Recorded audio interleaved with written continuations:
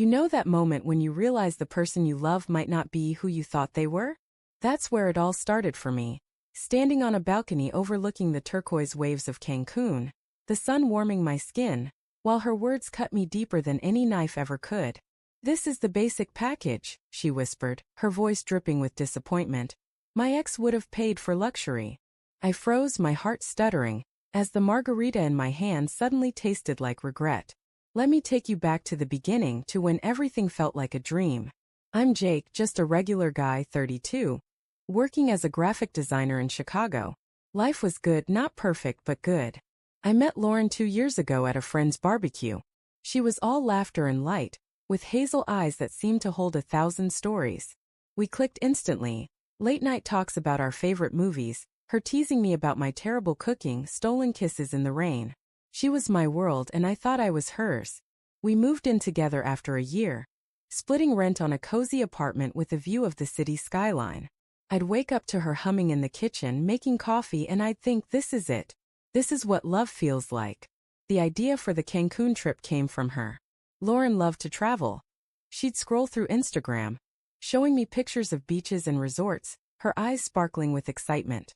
"Let's go somewhere warm," she said one chilly November night, curled up on our couch. "Just you and me, no distractions." I wasn't rich, but I'd been saving up and I wanted to make her happy.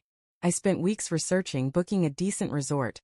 Not the fanciest, but it had a pool and ocean view, and a vibe that screamed paradise. I surprised her with the tickets on Christmas morning, and she squealed, throwing her arms around me. "Jake, this is perfect," she said, and I believed her. But something shifted as the trip got closer. Lauren started dropping little comments, nothing major, just enough to make me pause. "This resort looks nice, I guess," she'd say, scrolling through the website, her tone flat.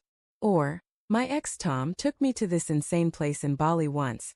Private villa, butler, the works."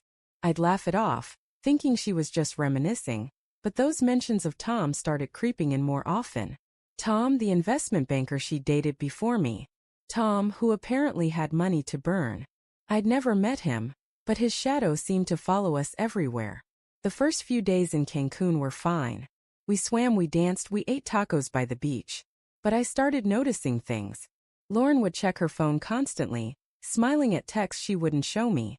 She'd wander off to explore the resort alone, coming back with vague excuses. One night at dinner, she barely touched her food, her eyes fixed on some distant point. "You okay?" I asked, reaching for her hand. She pulled away just slightly and said, "Yeah, just tired." Her voice was cold, like she was somewhere else. Then came the balcony moment. We were on day 4, sipping drinks, the sunset painting the sky in pinks and oranges. I was trying to make her laugh, telling some dumb story about my coworker when she said it. "This is the basic package. My ex would have paid for luxury." It wasn't just the words, it was the way she said them, like I was a disappointment, like I'd failed some test I didn't know I was taking. I set my glass down, my stomach twisting. "What's that supposed to mean?" I asked, keeping my voice steady. She shrugged, avoiding my eyes. "Nothing, just, this place is nice, but it's not special, you know? Tom always went all out." I felt my face burn. "I'm not Tom, Lauren. I worked hard for this. For us." She sighed, like I was the one being unreasonable. "I know, Jake. Forget I said anything." But I couldn't forget. Those words were a crack in everything I thought we had. That night I couldn't sleep. Her phone buzzed on the nightstand and something in me snapped. I'd never been the type to snoop, but my gut was screaming. I grabbed her phone, my hand shaking as I unlocked it. She'd given me her passcode months ago, a sign of trust, I'd thought. The messages were right there, a thread with T that made my heart stop. "Miss you in places like this," she'd written, with a photo of the beach. His reply. "You deserve better than that budget resort. Come see me when you're back." There were dozens of messages going back months.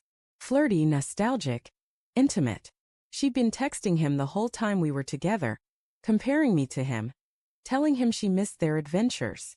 I sat there in the dark, the phone heavy in my hand, feeling like the ground had dropped out from under me. I wanted to scream, to shake her awake, to demand answers.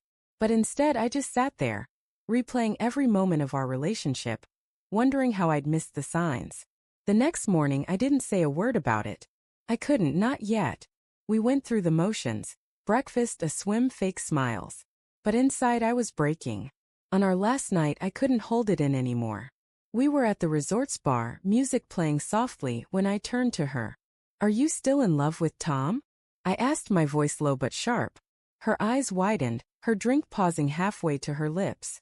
"What? No, Jake, why would you?" "I saw the texts," I cut in. "Don't lie to me."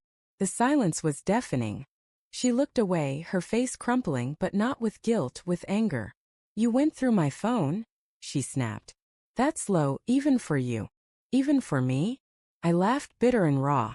"You're texting your ex, telling him you miss him, while I'm here pouring everything I have into this trip. Into us. And you have the nerve to call me low." She didn't answer, just stared at her drink. Then quietly she said, "I didn't mean for you to find out like that." That was it, the admission. Not an apology, not an explanation, just a confirmation that I'd been a fool. I stood up, my chair scraping against the floor. "I hope you and Tom have a great life in your luxury villas," I said, and walked away. Back in Chicago, I packed my things and moved out. She didn't try to stop me. I spent weeks replaying it all, the hurt burning like a fire I couldn't put out. But slowly I started to see it for what it was. I'd loved someone who didn't love me back, not really. I wasn't her dream guy, I was her placeholder. Now I'm rebuilding piece by piece. I started therapy, picked up new design clients, even booked a solo trip to Colorado just for me. I don't need luxury resorts or her approval to feel whole. But sometimes late at night I still hear her voice on that balcony, and it stings. Not because I miss her, but because I trusted her. And that's the hardest part to let go of, the belief that love is enough when sometimes it's just not.